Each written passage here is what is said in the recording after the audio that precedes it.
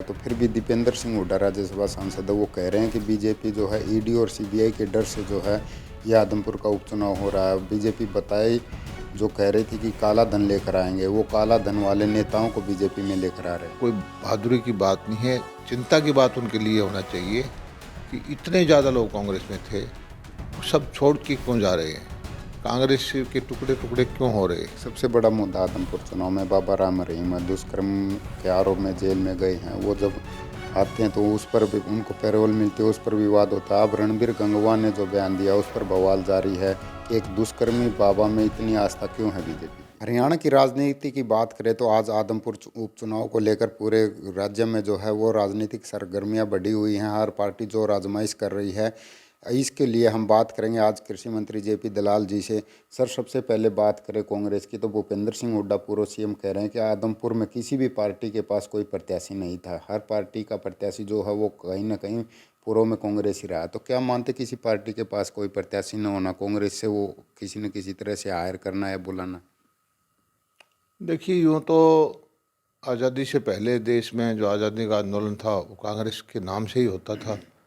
जितने हमारे पार्टी के, भारतीय जनता पार्टी के अध्यक्ष हैं, वो भी मंत्री थे पहली सरकार में, कांग्रेस की सरकार में। और धीरे धीरे करके इतने सालों के सत्ता में रहने के बावजूद कांग्रेस टूटती फूटती गई, धरातल पे चली गई। जो कभी 18 प्रदेशों में जिसकी सरकार होती थी, घटते घटते घटते घटते आज 2 प्रदेशों में है।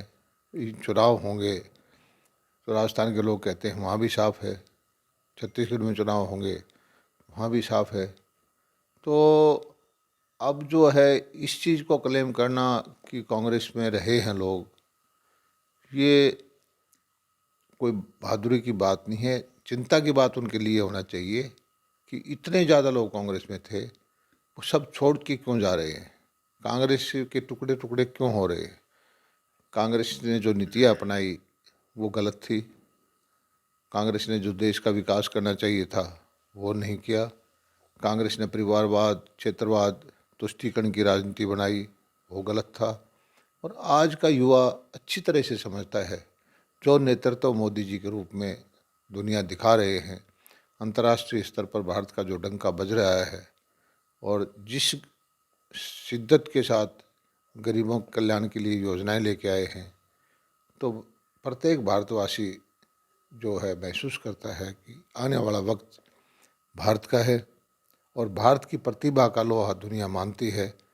और उसी का परिणाम ये है, एक भारतवासी ऋषि सुनक अपनी प्रतिभा के दम पर ब्रिटेन की धरती पर जाकर के जो बसे, वो वहाँ के प्रधानमंत्री बन गए।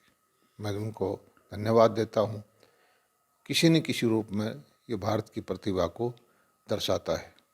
सर, इतनी प्रतिभा है, काम अगर बीजेपी ने किया तो फिर भी दीपेंद्र सिंह हुड्डा राज्यसभा सांसद है, वो कह रहे हैं कि बीजेपी जो है ईडी और सीबीआई के डर से जो है ये आदमपुर का उपचुनाव हो रहा है। बीजेपी बताई जो कह रही थी कि काला धन लेकर आएंगे, वो काला धन वाले नेताओं को बीजेपी में लेकर आ रहे हैं। देखिए, ये दुष्प्रचार करते रहते हैं। क्या इस देश में कानून का शासन ना हो? क्या पुलिस फोर्स, ईडी, सीबीआई कोई अपराधी है उस पर कार्रवाई ना करे? और क्या इस देश में न्यायालय काम नहीं कर रहे? अगर कोई अपराधी नहीं है तो न्यायालय उसमें हस्तक्षेप करता है, उसका कोई पुलिस बिगाड़ नहीं सकती। तो ये इस तरह के प्रचार करने से कोई फ़ायदा नहीं है। आज दुनिया में सबसे तेज़ गति से बढ़ती हुई हमारी अर्थव्यवस्था है। भारत का सिक्का दुनिया के अंदर नेतृत्व का चमक रहा है और कांग्रेस हर हफ्ते घट रही है। तो ऐसे माहौल में इस तरह की नेगेटिविटी फैला करके उनको कोई लाभ नहीं होने वाला। सर, एक सबसे बड़ा मुद्दा आदमपुर चुनाव में बाबा राम रहीम दुष्कर्म के आरोप में जेल में गए हैं। वो जब आते हैं तो उस पर भी उनको पैरोल मिलती है, उस पर विवाद होता है। अब रणबीर गंगवा ने जो बयान दिया उस पर बवाल जारी है कि एक दुष्कर्मी बाबा में इतनी आस्था क्यों है बीजेपी की। देखिए, ये कोई सरकारों का या संगठन का विषय नहीं है और इस देश में लाखों बाबा हैं, करोड़ों लोग कहीं आस्था रखते हैं, कोई कहीं आस्था रखते हैं। ये व्यक्तिगत विषय हैं, इस बारे में मैं कोई टिप्पणी नहीं करना चाहता। सर, बात करें आपके डिपार्टमेंट की, पराली को लेकर जो प्रदूषण का कारण बनती थी, काफ़ी इसमें कमी भी आई, लेकिन अब भी काफ़ी जगह इसके मामले सामने आए हैं, किसानों पर केस दर्ज हो रहे हैं। क्या मानते हैं इसका समाधान कब तक हो पाएगा?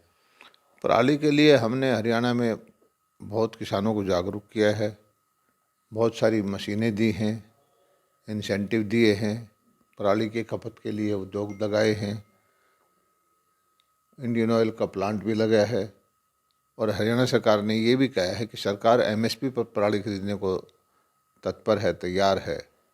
उसका परिणाम भी अच्छे आए हैं। पिछले सालों की तुलना में हरियाणा में बहुत कम पराली जलने की घटनाएं हुई हैं और हमने सख्ती से कहा है कि जो इस तरह के किसान भाई काम करेंगे उस पर कानून अपना काम करेगा। धन्यवाद सर।